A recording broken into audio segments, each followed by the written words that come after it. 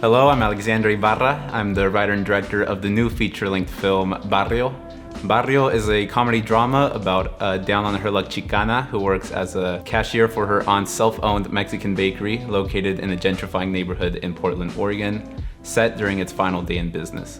The majority of the script was heavily influenced on my own experiences growing up as a Mexican in a predominantly Anglo-Saxon environment, specifically in the state of Oregon, where I was born and raised in. Before a single word was even written in the script, and way before these characters and this plot were even a thought in my head, I knew I wanted to make a movie about Chicano identity and what it's like living in the US as a Mexican and as a Latino, and how these two identities can just clash with one another. And when I would look back at the representation of Mexicans and Latinos in mainstream media, I always saw a big similarity between all these movies and shows, in that they're all set in either California, New York, or Texas. They'd always show Latinos interacting with one another and having their own sense of community. And me being a brown kid growing up in this super tiny conservative little town in Southern Oregon, like that just seems so foreign to me. I always thought, like, what are Mexicans in Wyoming or Montana doing? That was another reason why I wanted this movie to be set in Portland, Oregon, because I know that there are other Mexicans who are just navigating through these white environments and just showing a story that represents that. In order to bring this super personal and specific story to life, I knew I wanted someone who lived these same experiences that I wrote in the script. I contacted cinematographer Natalia Moscoso. I want the main protagonist of the story to be a dark-skinned Latina,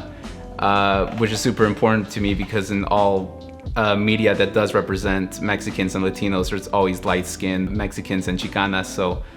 And seeing her past work and the way she just makes brown skin glow, I knew that her visual style would just fit so well with what I wanted Barrio to look and feel like. My name is Natalia Moscoso. I'm the cinematographer for Barrio. So when Alex sent me the Barrio script, I was like, okay, cool.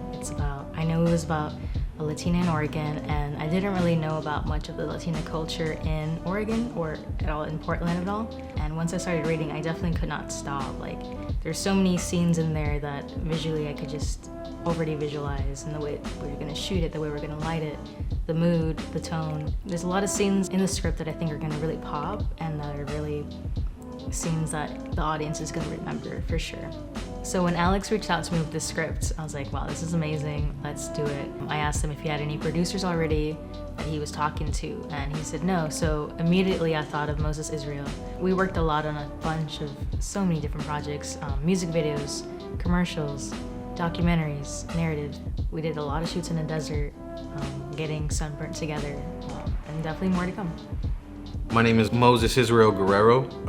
I am a film producer based out of Los Angeles. When I first got the Barrio script, I read through it right away. Like I remember flipping through every page and not stopping. And even like as a producer, anytime I get a project, I have my notepad and I'm like making notes, but it's like what I really loved about this project and made me want to be involved is this dynamic between the aunt and the main character, where it really reminds me of like the relationship you have with your abuelita or your elder or somebody that you look up to, that you work with. And so I feel like that was just so spot on. Their relationship was one of the biggest things that really popped in the script, where I was like, oh, I feel that in my heart. It was just the thing that popped out of the page, where it really resonated. Ultimately, what I really liked about this script is the message of gentrification.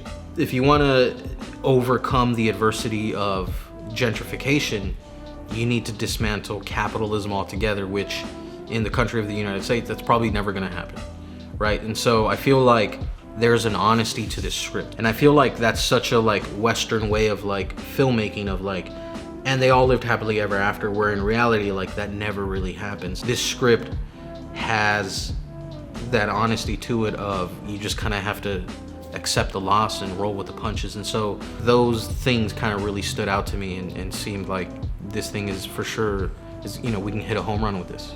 And growing up, I was like, wait, I started noticing it. Like, why is there no Latinx in these movies, and why are they portraying all the time as, gangsters or like housemaids, and stuff like that. So I thought that's really important to just showcase in the cinematic world nowadays, is just people that look like you and me, that sound like you and me, that have our history, and just having them represented in film more. And it doesn't have to be like Latina film. It's just a film with our people in it. At its core, this really is just a sweet little movie about Mexicans being human and just existing. That's so necessary to see, especially now, seeing how white people they have so many movies where they just do nothing and people eat that up. So I think it's a nice change of pace for the classic Chicano genre film, to just show brown people just living life and existing.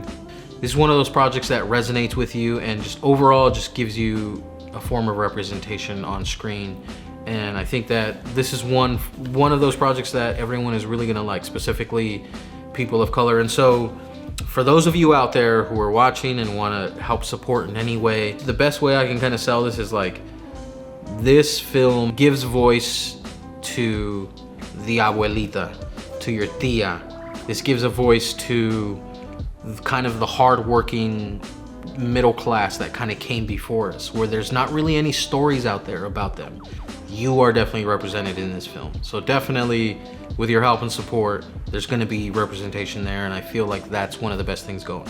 When this movie does come to life and is a living and breathing thing, I hope that it keeps a little brown kid company, because I do know that when I needed something like this when I was younger.